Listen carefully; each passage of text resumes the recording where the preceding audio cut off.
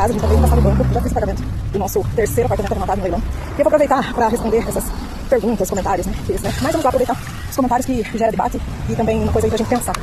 A primeira questão ali sobre investir em lugar distante, quando eu não tenho conhecimento e que parece ser insano. Para investir nesse país, para acreditar que com tantas coisas, às vezes que na oposição a gente acreditar que vai fazer dar certo, você já tem que ser insano, gente, você já tem que ser maluco, você já tem que ser diferenciado. Porque senão a maioria faria. E às vezes a pessoa tem a capacidade de fazer muito mais, mas ela é conservadora demais, ela tem medo de arriscar. Então ela prefere ficar na mesmice do que fazer diferente. E para você vencer, você precisa ser maluco, você precisa arriscar, você precisa ter sangue pulsando nas veias, meu amigo.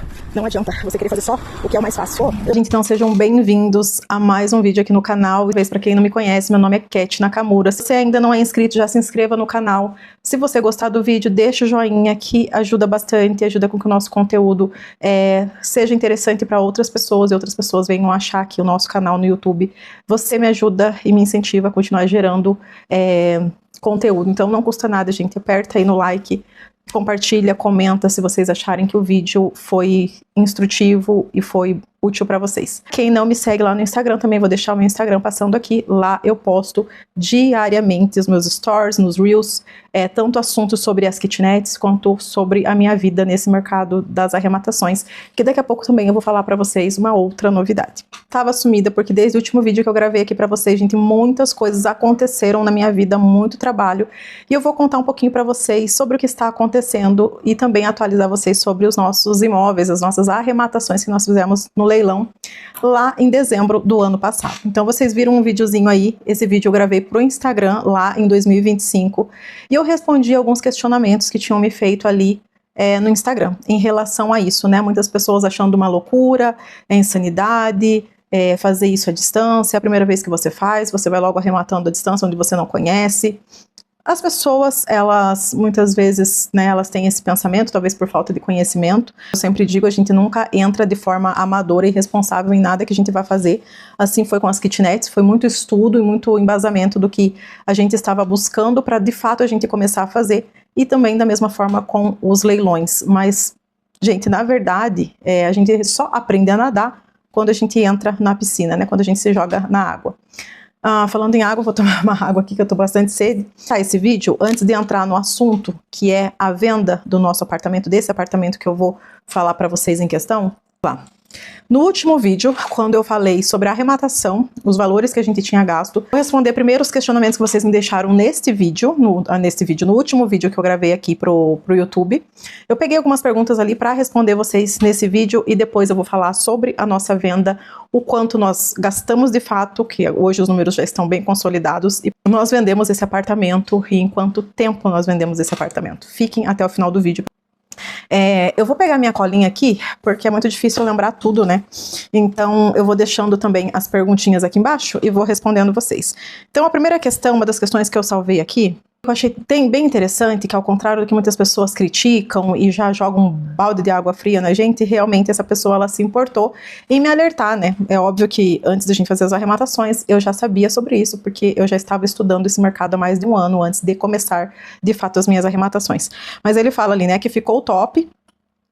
Eu só precisava me atentar que nessas regiões a gente precisa vender por 80% do valor do imóvel. E por quê, gente? Quando nós vamos forçar a liquidez, imóveis populares, né, faixa 1, faixa 2 ali do Minha Casa Minha Vida, a gente vende nessas regiões que são mais... onde o perfil do cliente muitas vezes ele não tem, né, dinheiro para pagar ali a documentação, para pagar os 20%, porque para quem não sabe a Caixa Econômica ela só financia até 80% do valor de venda do imóvel e os outros 20% tem que ser o cliente, né? Então nesse caso a gente já compra muito abaixo do valor de mercado para a gente poder vender por 80% do valor de mercado, ou seja, para o banco é como se a gente estivesse vendendo um valor cheio, mas para a pessoa a gente vende 20% de desconto, né, mais ou menos, seria isso, para que ela consiga financiar os 100%. Então, agradeço a você que deixou esse comentário muito educado, mas sim, a gente já tinha colocado isso na nossa viabilidade e deu super certo, então vocês vão ver no final aqui. E a segunda pergunta na verdade é um comentário onde ela fala que a mãe dela comprou e demorou 2 anos, eu não sei se demorou 2 anos todo o processo, se demorou no processo ali para conseguir tomar posse do imóvel e documentação para depois colocar para vender, ou se esse processo todo foi rápido, mas demorou a venda, não dá para entender, né? Porque processos com leilão extrajudicial são muito rápido, a não ser que tenha tenha sido um leilão judicial, que a gente está falando de juiz, a gente está falando de várias coisas, e a gente sabe que o quanto o nosso país demora com essas questões, né? Então pode ser que tenha sido um leilão judicial e por isso a demora. A outra pergunta que me deixaram, se deu muito trabalho essas questões burocráticas, né, gente, de documentação, prefeitura, cartório, e não, isso hoje é feito 100% online, então essas questões eu acho que é as que menos me preocupavam, né, porque a gente conseguiu resolver isso de forma muito tranquila, não tem problema nenhum, não tem entrave nenhum em relação a essas questões, tá? A gente consegue resolver tudo hoje pela internet, pelo celular, enfim. Teve uma pessoa que me perguntou se esse leilão foi exclusivamente pela dívida de IPTU, e não, gente, esses leilões são os leilões extrajudiciais. Por exemplo, você vai lá na Caixa, e você compra um imóvel financiado pela Caixa. Quando você compra esse imóvel, você está assinando no próprio contrato uma alienação fiduciária, ou seja, você está deixando aquele teu imóvel que você está comprando como garantia para o banco. Então, se você não paga, né, ficou ali 3 meses sem pagar as suas prestações, o banco ele vai te notificar. Se você não paga, o banco vai lá e consolida o imóvel e leva esse imóvel a leilão. Então, não tem nada a ver com a dívida de IPTU, nem de condomínio, quando a gente está falando de leilão extrajudicial. O imóvel foi os 48 mil de arrematação, se só isso ou se tem algumas dívidas a mais. Gente, dívida, como eu falei para vocês, ele foi arrematado por 48 mil e tinha a dívida de IPTU de 400 e poucos reais. Não tinha condomínio, já vou adiantar até a outra questão aqui que a pessoa pergunta sobre o condomínio. Mas não, ele não tinha dívida de condomínio. Condomínio pequeno, com 6 apartamentos apenas, então não tem dívida, né, de condomínio, não tem taxa de condomínio. A arrematação é uma coisa, eu arrematei por 48 mil, só que a parte disso tem todas as questões ali de regularizar a documentação do imóvel, reforma, as diligências que a gente faz com os parceiros, as pessoas que vão estar lá para mão de obra, que vão gerir a obra para nós, que mais? Emissão na posse, uma eventual emissão na posse, uma desocupação, caso o imóvel esteja ocupado, enfim, todas essas questões que vêm o pós-arrematação, tá? Me perguntaram também se o corretor que vai até o local do imóvel para fazer a diligência, se ele faz consultoria para leilões. Não, gente, os corretores, eles entendem de vender, eles entendem de análise mercadológica, mas não necessariamente de leilões, então não tem nada a ver nessa parte com... Até pode ter algum corretor que saiba e que ajude nessa questão, mas a maioria das vezes eles entendem de valor do mercado e venda, né? Aproveitando falar sobre isso, por que eu falei que a minha vida tá tão louca nos últimos meses e muitas coisas aconteceram desde o último vídeo pra cá? Desde fevereiro, pessoal, eu entendi que o meu dinheiro tinha acabado e que eu ia precisar esperar todo o processo se concretizar das vendas dos meus imóveis para conseguir voltar para o mercado, né? E aí eu comecei a monetizar o meu conhecimento e as minhas experiências que eu fui ganhando durante os meus processos. Então, desde fevereiro para cá, eu estou trabalhando com assessoria, eu estou prestando assessoria para quem quer entrar como investidor. Então, se você é uma pessoa que você quer investir nesse mercado, mas que você não entende nada, que você não tem noção nem por onde começar, que você tem medo de fazer as arrematações à distância, porque a gente fala que muitas vezes aonde eu moro não tem muitas possibilidades, então não tem porquê, se é para investimento, não é para moradia, não tem porquê a gente se prender à localização onde a gente mora, então a gente olha para o Brasil como um todo. E muitas pessoas começaram a me procurar para entender um pouco mais e começaram então a investir comigo, gente, a investir através do meu trabalho. Então elas entram com o investimento e eu entro com toda a parte da assessoria, desde da busca pelo imóvel, até todas as análises que a gente precisa fazer, que é análise jurídica, análise financeira, análise mercadológica, né, as diligências que a gente faz até o imóvel antes da arrematação, e o pós-arrematação, né, arrematamos, trabalhamos com a documentação, com a reforma do imóvel, até a venda desse imóvel. E de fevereiro para cá, gente, 4 meses, eu fiz 6 arrematações, né, eu já consegui fazer 6 arrematações assessorando, né? Tenho as minhas 3 próprias e mais 6 para clientes. Hoje eu tenho mais de 10 clientes em carteira com arrematações para serem realizadas, inclusive. Então tá, assim, uma loucura a minha vida, gente. Tá muito, muito legal, realmente. Eu me achei, eu me encontrei nesse mercado. E tem sido muito produtivo poder colocar em prática aquilo que eu aprendi e, de uma certa forma, continuar ganhando dinheiro com esse mercado, assessorando outras pessoas. Então, pra você que quer ver essas minhas arrematações, esses outros imóveis, tá tudo lá no meu Instagram, gente. Me segue lá e vocês vão acompanhar aí esse meu dia a dia, essa loucura que tá aqui.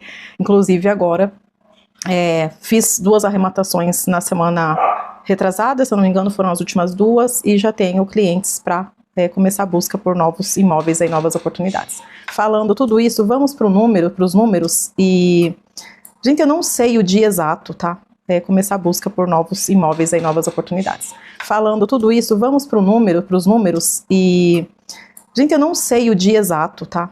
Mas eu arrematei esse imóvel, ele foi, se eu não me engano, o segundo imóvel que eu arrematei dos 3. Ele foi arrematado ali pelo dia 20 de dezembro, mais ou menos, então não fez ainda 6 meses, mas eu vou contar como se o processo todo tivesse durado 6 meses, tá? Até porque a gente ainda não recebeu esse dinheiro, né? A gente foi feito já foi passado ali o financiamento do comprador, mas agora a gente precisa esperar a verba cair na nossa conta. Enfim, vamos lá para os números. Então, arrematei ali mais ou menos no dia 20 de dezembro. O gasto, gente, fechado, hoje já tenho esses números bem consolidados, né? A gente fechou os gastos em R$ 65.540. Nós tínhamos a previsão de venda desse apartamento em 135 mil. A gente fechou a venda em 134 mil, né, R$ 1.000 a menos do que a gente estava ali nos planejando, né?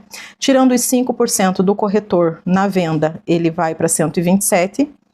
E nessas localizações também tem umas pessoas não têm dinheiro para entrar, não só para entrada, mas elas também não têm dinheiro da documentação, gente. Então, quando você vai comprar um imóvel, você precisa fazer a transferência, pagar ITBI, fazer registro, matrícula, enfim, e isso custa dinheiro. Muitas vezes as pessoas não têm esse valor também. Então, a gente já direcionou ali mais ou menos uns 7 mil para a documentação do comprador. A gente vai pagar, a gente vai dar de presente para o comprador a documentação, porque para a gente faz todo sentido. O que eu sempre falo, que lucro não é só o quanto você vai colocar no bolso, mas em quanto tempo você vai colocar no bolso. Então não adianta eu ficar preocupada com 7 mil reais e eu travar a minha venda por causa disso. Então, de repente, o que eu poderia fechar em 6 meses, eu não quero perder 7 mil reais, mas eu vou vender o meu imóvel em 9, 10, 12 meses. Não faz sentido, gente. Diluindo isso no tempo, não faz sentido nenhum. Então, sim, nós estamos pagando a documentação para quem vai comprar, para que a gente possa girar esse imóvel de forma mais rápida. E isso deu super certo, tá?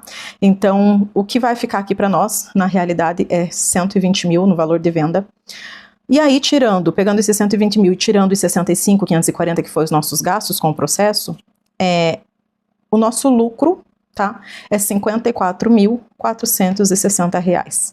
Aí nós temos também o sócio vitalício, que se chama governo, que nós precisamos pagar o imposto de renda sobre o ganho do capital, tá, gente? Então, para quem não sabe, nós temos que pagar 15% desse lucro, né, que é o valor que você lucrou, que é os 54.460, 15% de IR. E aí, o meu lucro líquido, de fato, ele cai para R$ 46.291. Então, R$ 8.000, mais ou menos, aí é de imposto de renda. Eu não decidi ainda, gente, se eu vou usar alguma das possibilidades que eu tenho para não pagar esse imposto, porque a gente não vendeu nenhum imóvel nos últimos 5 anos. Então, eu tenho essa isenção de imposto de renda. Talvez eu use para eu não precisar pagar. E aí, realmente, eu fico com lucro líquido de 54.460. Ou também, eu posso usar uma outra questão que também me isenta de pagar o imposto de renda, se eu pegar esse valor, né, total ali de venda dos 120 mil e comprar um outro imóvel nesse mesmo valor, usando ali a totalidade do meu dinheiro, em até 180 dias, em até 6 meses. Então, eu também consigo ficar isenta. Como a nossa ideia realmente é investir todo 100% do nosso capital com esses 3 apartamentos, então provavelmente eu não pago esse imposto de renda, eu aproveito uma dessas isenções aí para não pagar, e o meu lucro então ficaria em 54.460. Eu estou falando aqui, gente, de um ROI, um retorno sobre o meu investimento de 83,09%, ou seja, eu quase dobrei o meu patrimônio em 6 meses. Eu quase dobrei o meu investimento em 6 meses. E aí, para vocês terem uma noção mais clara, eu peguei esses 54.460 e dividi por 6. Por exemplo, se esse tivesse sido o meu salário, o salário que eu fiz em 6 meses com esse apartamento, daria os 54.460 divididos por 6 meses, que dá R$ 9.076 ao mês. Então, esse é o meu salário que eu fiz com esse imóvel.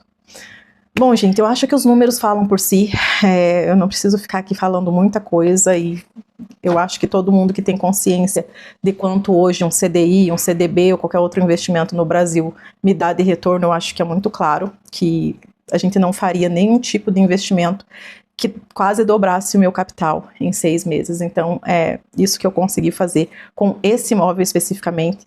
E aí eu já vou falando para vocês que, adiantando aqui um spoiler que eu vou trazer nos próximos vídeos, hoje eu até tava com muita vontade de gravar o outro apartamento para vocês, porque aquele número ali do outro apartamento é mais surreal que esse ainda. Mas eu vou seguir por ordem, né, já que eu tinha feito o vídeo desse apartamento, eu quis trazer o resultado desse apartamento primeiro. Esse apartamento foi o primeiro que a gente vendeu. E depois desse já veio o outro que eu falei para vocês, que nós tivemos um problema com a moça lá, a gente precisou entrar com a emissão da posse, gastamos com o advogado, enfim, ela saiu no dia 1º de maio, né, no início do mês passado, faz um mês agora recente. Finalizamos a reforma e esse apartamento também já foi reservado, já está praticamente vendido, só precisamos assinar os documentos amanhã. Depois da avaliação ali do engenheiro, que ele ficou de avaliar o imóvel amanhã. Então já está reservado para uma compradora. E o outro imóvel que eu queria trazer para vocês, gente, é o imóvel que nós compramos financiado. Esse imóvel nós demos entrada de 4 mil e pouco, tivemos os gastos ali com toda a pós-arrematação que eu falei para vocês. E nós vendemos ele na quarta-feira, né? Esse imóvel já foi assinado o financiamento, estamos também só esperando ali a liberação da verba. Mais ou menos 22 mil, mas depois eu vou trazer esse vídeo para vocês também. Vou considerar que eu tenha um gasto ali final com ele de 22 mil. E esse apartamento, depois da reforma, ele foi avaliado por 207 mil e vendido por 162 mil. Mas os números desse apartamento eu vou trazer para vocês em outro momento, de forma muito clara, para vocês entenderem o que foi que nós investimos e o que foi que nós lucramos desses 162 mil. Bom, gente, eu acho que é isso. Eu acho que eu falei todos os detalhes aqui para vocês. Estou trabalhando com assessoria, então para quem pensa em investir, que não tem tempo, é uma coisa que dá trabalho, não parece, as pessoas vendem hoje aqui no YouTube como se fosse muito fácil. Entra no site da Caixa, escolhe um apartamento e leva. Não é assim, gente, não façam as coisas sem conhecimento. Eu vejo que tem muitos e muitos detalhes que nós precisamos nos atentar quando a gente vai fazer uma viabilidade de um imóvel. São muitas coisas que a gente precisa entender sobre a localização, sobre o imóvel, sobre o perfil de comprador. Análise jurídica, processos que possam envolver esse imóvel, enfim, são muitas coisas. Hoje eu já consigo ajudar vocês, investidores, então, né, se vocês querem, possam me seguir lá no Instagram. E também, se tiverem qualquer dúvida, deixem aqui nos comentários que eu posso usar como embasamento para o meu próximo vídeo e trazer mais informações para vocês. Desculpem por ter ficado tanto tempo sumida, mas as coisas aqui realmente estão uma loucura e hoje eu consegui tirar esse tempinho para gravar para vocês. Deixem aqui nos comentários o que vocês acharam desses números. Muitas pessoas criticando, muitas pessoas falando que não ia dar certo. Inclusive, deixa eu responder um comentário agora no finalzinho do vídeo, desses comentários e questões que vocês deixaram nesse último vídeo, que foi que uma pessoa me falou assim, que eu tive sorte para eu vazar desse país, enfim. Gente, eu não acredito em sorte, eu não trabalho com a sorte, eu trabalho com conhecimento, eu trabalho com a minha fé e eu trabalho com muito trabalho. Com muito empenho, com muito foco, com muita dedicação em tudo que eu faço. Então, sorte, eu sempre vi essa palavra sorte como uma forma de tentar diminuir o esforço daqueles que realmente buscam. Então, não é porque eu estou no Brasil que eu vou ser um ferrado, e não é que porque eu estou lá nos Estados Unidos que eu vou ser uma pessoa bem-sucedida. Existem pessoas sucedidas no Brasil e existem pessoas ferradas nos Estados Unidos ou em qualquer outro lugar do mundo. O que eu acredito é que nós levamos quem nós somos, a nossa essência, a nossa garra, e não darmos desculpas para as situações da vida. Eu tô assim porque é culpa do país, eu tô assim porque é culpa do governo, eu tô assim porque... Não, tem muitas pessoas que estão no nosso país e estão vencendo e que vieram de baixo. Não é sorte, é trabalho, é dedicação, é confiar em Deus e fazer a sua parte. Então eu estou muito feliz, eu já morei fora e eu estou muito feliz no meu país porque com muito trabalho, mesmo tendo que pagar imposto, tendo que fazer todas as coisas que nós temos que fazer, nós estamos vencendo.